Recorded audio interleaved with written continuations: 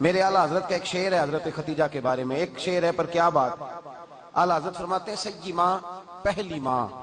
کہف امن و امان۔ اصحاب کہف کی غار نہیں تھی، آپ فرماتے ہیں سیدی ماں، پہلی ماں، کہف امن و امان، حق گزارے رفاقت پہ لاکھوں سلام۔ آپ فرماتے ہیں جس طرح اصحاب کہف کو اس غار کے اندر جا کے سکون ملا تھا، اس طرح ہماری پہلی ماں کے پاس جا کے ہمارے نبی کو سکون ملا کرتا تھا۔ کہف امن و امان، یہ غار ہے امن و امان کی، جس طرح اصحاب کہف کی غار تھی۔ میرے بھائی، حضرت سیدہ خدیجہ الکبریٰ رضی اللہ تعالیٰ عنہ کی یاد منانا، ان کا ذکر کرنا،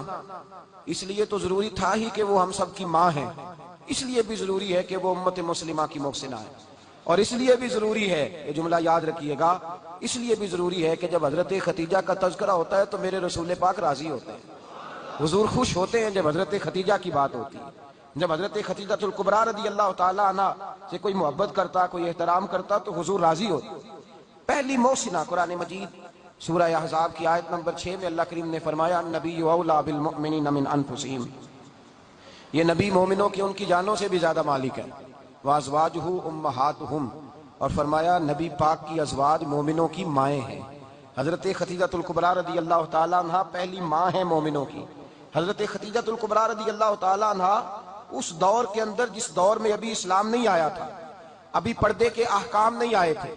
ابھی عورتوں کے بارے میں وہ سارے احکامات نازل نہ ہوئے تھے جس کی پابند ایک مسلمان خاتون ہوتی ہے، اس زمانے میں بھی حضرت خدیجہ الکبریٰ پردے کی پابند تھی۔ اس دور کے اندر بھی حضرت خدیجہ الکبریٰ سچ بولا کرتی، اس دور کے اندر بھی نفاست تھی، بہت بڑے تاجر کی بیٹی تھی، بہت بڑے، اور باپ کے انتقال کے بعد حضرت خدیجہ نے خود تجارت سنبھالی، خود۔ یہ کیسی تاجرہ ہے جو کبھی گھر سے باہر نہیں نکلی، یہ کیسی تاجرہ ہے جنہوں نے کبھی جا کے کسی آدمی کے ساتھ گفتگو نہیں کی، یہ کس قسم کی تجارت پیشہ خاتون ہے جو کبھی مارکیٹ اور بازار نہیں گئیں، لیکن مکے میں جن کا مال سب سے زیادہ بکتا تھا وہ حضرت خدیجہ الکبریٰ ہے۔ وہ کسی شخص کا تعین کرتی، کہتی سرمایہ میں لگاؤں گی، محنت تو کرے گا، اور وہ ڈیل بھی جب ہوتی نا اس شخص کے ساتھ گفتگو ہوتی تو وہ بھی ڈائریکٹ حضرت خدیجہ نہ کرتی، بلکہ آپ کی ایک خادمہ تھی حضرت نفیسہ، بعد میں وہ مسلمان ہوئی، ان کی ذمہ داری ہوتی،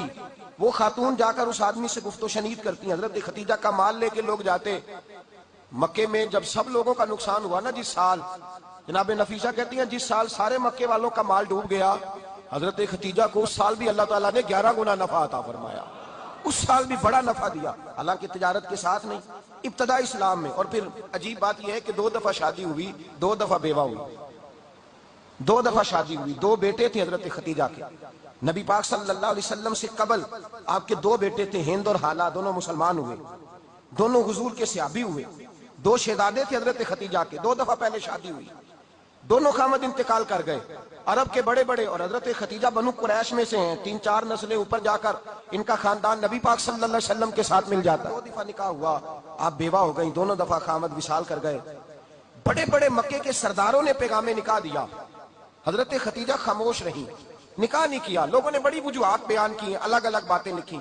شیخ محقق شاہ عبدالحق محدث دہلوی فرماتے ہیں نہیں، اصل بات اور تھی۔ عرب کے اندر سال کے بعد عورتوں کا ایک میلہ لگتا تھا خانہ کعبہ کے پاس، صرف عورتیں اکٹھی ہوتی تھی، میلہ لگا ہوا تھا۔ ایک تورات جاننے والا یہودی عالم بھی آیا ہوا تھا، وہ بیویوں کے مجمع پہ نظر ڈال کے کہنے لگا بیویوں، مرد کا کام تو کوئی نہیں عورتوں کے مجمع میں بات کرنا، لیکن میں تمہیں ایک پیغام دینے لگا ہوں، اللہ کے آخری رسول جو مکے میں پیدا ہونے والے ہیں ان کے آنے کا وقت قریب آ گیا ہے۔ وہ بیوی بڑی خوش نصیب ہوگی جنہیں ان کی رفاقت ملے گی۔ عورتوں نے جب دیکھا کہ مرد آ گیا عورتوں کے میلے میں تو انہوں نے ڈانٹا، جھڑکا، کہا چل اٹھا اپنی کتابیں اور نکل جا۔ حضرت خدیجہ کہتی ہیں باقیوں نے ڈانٹا پر میں نے بات پلے سے باندھ لی، میں نے پلے سے باندھ لی اور میں انتظار کرنے لگی کہ اللہ کرے وہ نصیب میرے ہی ہو، اللہ کرے مقدر میرا ہی کھلے۔ آپ فرماتی میں تسبیح پڑھتی، درود پڑھتی، میں اس زمانے میں جو اللہ کا ذکر جس طرح ہوتا تھا وہ میں شروع کرتی، اور جب فارغ ہوتی تو میں التجا کرتی کہ اللہ میرے نصیبے کھول دے۔ کہتی ہیں آہستہ آہستہ آہستہ آہستہ میں حضور کی تعریف سننے لگی، آہستہ آہستہ تعریف سننے لگی۔ نبی پاک صادق ہیں، امین ہیں، سچے ہیں، دیانتدار ہیں، اس برے اور میلے معاشرے میں بھی وہ سب سے اعلیٰ بھی ہیں اور سب سے اجلے بھی ہیں، وہ سب سے پاکیزہ ہیں۔ میں سننے لگی، تعارف گرویدہ ہونے لگی۔ ادھر نبی پاک صلی اللہ علیہ وسلم اپنے چچا جناب ابو طالب کے پاس رہتے تھے، قحط آ گیا، حالات بگڑ گئے، حضور سید عالم صلی اللہ تعالی علیہ وسلم سے چچا کہنے لگے بیٹے اگر مال تجارت لے کے شام جاؤ تو بڑا نفع کماؤ گے، ہمیں ضرورت بھی ہے، اور اگر ہو سکے تو ختیجہ کا مال لے کے جاؤ۔ حضرت ابو طالب نے کہا ہو سکے تو سیدہ ختیجہ کا مال لے کے جاؤ۔ نبی پاک نے کہا چچا میں نہیں کہوں گا کسی سے جا کے، میں نہیں کہتا کسی سے جا کے، جو میرے نصیب میں ہوگا میرا رب خود عطا فرمائے گا، میں نہیں کہوں گا۔ مصطفیٰ نے تو نہیں کہا۔ حضرت ختیجہ رضی اللہ تعالیٰ عنہ کہتی ہے میں نے خود اپنی خادمہ کو بھیجا، میں نے کہا جا کے پوچھو تو صحیح کہ میرا مال قبول ہوتا بھی ہے کہ نہیں، پوچھو۔ نبی پاک صلی اللہ علیہ وسلم سے پوچھا، حضرت ختیجہ کی خواہش ہے کہ آپ مال لے کے جائیں، حضور نے قبول کر لیا۔ جناب ختیجہ الکبریٰ رضی اللہ تعالیٰ عنہ کے غلام تھے، میسرہ ان کا نام تھا، جناب ختیجہ نے ان کو ساتھ بھیجا، فرمایا تین باتیں ارشاد فرمائی۔ ایک تو فرمایا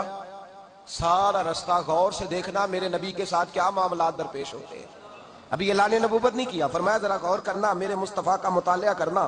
اور مجھے واپس آ کے سبق سنانا، وہ جو تم نے چہرہ بددعا کی تلاوت کی ہو ذرا مجھے واپس آ کے سنانا،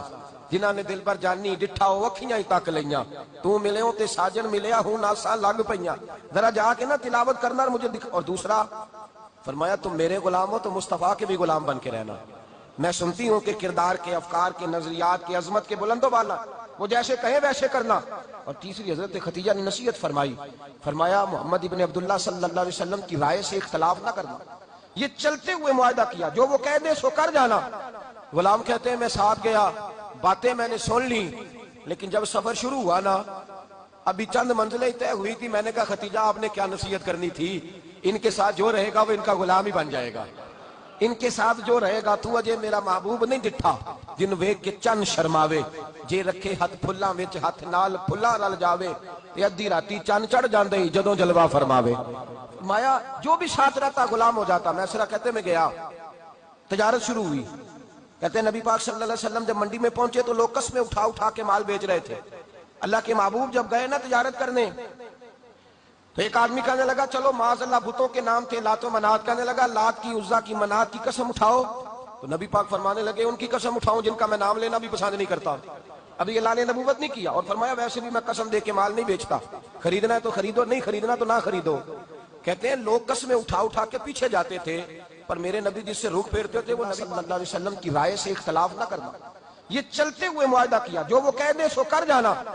غلام کہتے ہیں میں ساتھ گیا، باتیں میں نے سن لی، لیکن جب سفر شروع ہوا نا ابھی چند منزلیں طے ہوئی تھی، میں نے کہا ختیجہ آپ نے کیا نصیحت کرنی تھی، ان کے ساتھ جو رہے گا وہ ان کا غلام ہی بن جائے گا، ان کے ساتھ جو رہے گا تو اجے میرا محبوب نہیں ڈٹھا جن ویکھ کے چن شرماوے، جے رکھے ہاتھ پھلاں وچ ہاتھ نال پھلا رل جاوے، تے ادھی راتی چن چڑھ جاندے جدوں جلوہ فرماوے۔ فرمایا جو بھی ساتھ رہتا غلام ہو جاتا۔ میسرہ کہتے میں گیا، تجارت شروع ہوئی، کہتے ہیں نبی پاک صلی اللہ علیہ وسلم جب منڈی میں پہنچے تو لوگ قسمیں اٹھا اٹھا کے مال بیچ رہے تھے۔ اللہ کے محبوب جب گئے نا تجارت کرنے تو ایک آدمی کہنے لگا چلو معاذ اللہ بتوں کے نام تھے لات و منات، کہنے لگا لات کی عزا کی منات کی قسم اٹھاؤ، تو نبی پاک فرمانے لگے ان کی قسم اٹھاؤں جن کا میں نام لینا بھی پسند نہیں کرتا، ابھی اعلان نبوت نہیں کیا، اور فرمایا ویسے بھی میں قسم دے کے مال نہیں بیچتا، خریدنا ہے تو خریدو، نہیں خریدنا تو نہ خریدو۔ کہتے ہیں لوگ قسمیں اٹھا اٹھا کے پیچھے جاتے تھے، پر میرے نبی جس سے رخ پھیرتے تھے وہ نبی پاک کے پیچھے ہو جاتا تھا۔ متے کئی گنا زیادہ نفع کمایا۔ ہم رستے میں تھے، حضور ایک درخت کے نیچے آرام کرنے لگے، ایک عیسائی راہب غار میں بیٹھا تھا، نکل کے آ گیا، مجھ سے کہنے لگا مجھے وہ جانتا تھا، میں سنا یہ کس کو ساتھ لائے، یہ کون ہے؟ میں نے کہا اہل قریش کے ایک معزز آدمی ہے۔ کہنے لگے یار جس درخت کے نیچے یہ لیٹے ہوئے ہیں یہاں عام آدمی نہیں لیٹ سکتا، یہاں وہی لیٹے گا جو اللہ کا سچا رسول ہوگا، یہاں دوسرا کوئی لیٹ ہی نہیں سکا، یہ رسول ہے، ان کا خیال رکھنا، خیال رکھنا، کاش جب یہ نبوت کا اعلان کریں۔ میسرہ کہتے ہیں میں غلام ہو گیا، نبی پاک صلی اللہ علیہ وسلم کی ادائیں مجھے بھانے لگیں، جب واپسی پہ نکلے تو گرمی بڑی شدید تھی، فرماتے ہیں جب دھوپ تیز ہوتی تو بادل کا سایہ آ کے حضور پہ سایہ کر دیتا، بادل کا ٹکڑا نبی پاک پہ، اللہ جانے کہاں بیٹھ کے لوگوں نے کتابیں پڑھی ہیں جو کہتے ہیں 40 سال کے بعد نبی بنے تھے، پتہ نہیں کہاں بیٹھ کے کتابیں پڑھی ہیں، ہم نے تو جو سیرت پڑھی ہے وہ بتاتی ہے کہ تیری حیات پاک کا ہر لمحہ پیغمبر لگے، ہر لمحہ پیغمبر لگے۔ یہاں تو وہ لوگ جو کئی سال پہلے 20 اور 25 سال پہلے حضور سید عالم صلی اللہ علیہ وسلم کی رفاقت میں رہے وہ اعلان کر، لوگ پتہ نہیں کہاں بیٹھ کے کتابیں پڑھتے ہیں، کہاں بیٹھ کے۔ میرے نبی پاک سے صحابہ نے پوچھا حضور آپ کب نبی تھے؟ فرمایا ابھی آدم کی مٹی گوندی جا رہی تھی، ابھی آدم کی مٹی گوندی جا رہی تھی، میں تب بھی اللہ کا رسول تھا۔ میرے بھائی نبی رحمت سید عالم صلی اللہ علیہ وسلم کے غلام حضرت خدیجہ کے غلام کہتے ہیں واپس آیا، اور پہلے بھی کئی دفعہ حضرت خدیجہ کا مال گیا تھا، بڑے نفع آئے تھے، پر جو نفع اس سال آیا وہ پہلے کبھی نہیں آیا تھا۔ کہتے ہیں مجھ سے حضرت خدیجہ کی سہیلی بھی بیٹھی تھی، میں بھی آ گیا، اور جناب خدیجہ کی سہیلی کہنے لگی چل مال کے بارے میں کچھ بتا، کتنا بھی کام۔ میں نے کہا مال چھوڑو، مصطفیٰ کی سنو۔ اور پھر کہتی چلو ٹھیک ہے، بادل سایہ کرتا تھا، چلو ٹھیک ہے، تم سے راہب نے پوچھا تھا، یہ صحیح ہے انہوں نے تیری سارے رستے بڑی خدمت کی، تیرا بڑا خیال رکھا، پر یہ بھی بتا تجارت کیسے ہوئی؟ تو میں سرا کہنے لگا زندگی میں نے بھی ساری گزار دی ہے، پر اس رسول کے ساتھ 4 دن ہی گزارے ہیں، حد ہو گئی مجھ سے، اور کچھ نہ پوچھو، اور کچھ نہ پوچھو، آ میرے دل آمنہ کے لال کی باتیں کرے، اور کچھ نہ پوچھو، بس ذکر ان کا چھیڑیے ہر بات پر، اور چھیڑنا شیطان کا عادت کیجئے، بس مجھے حضور کے تذکرے بیان کرنے ہیں، ذکر مصطفیٰ کرنا ہے۔ حضرت خدیجہ الکبریٰ بڑی متاثر ہوئی، کہتی ہیں مجھے درجنوں لوگوں نے پیغام نکاح دیا تھا، پر میں نے سنی نہیں تھی، میں نے نفیسہ کے ہاتھ پیغام بھیجا، میں نے کہا میری عمر 40 سال ہے، ان کی 25 سال ہے، اور میرا اعمال اور طرح کا ہے، وہ شہنشاہ ہے، جا کے پوچھو تو صحیح، بھلا میں قبول ہوتی؟ نفیسہ کہتی ہیں میں آئی تو وہ خاتون جن کے لیے لوگ بڑے بڑے قریش پیغام دیتے تھے، پیغام لے کے آئی،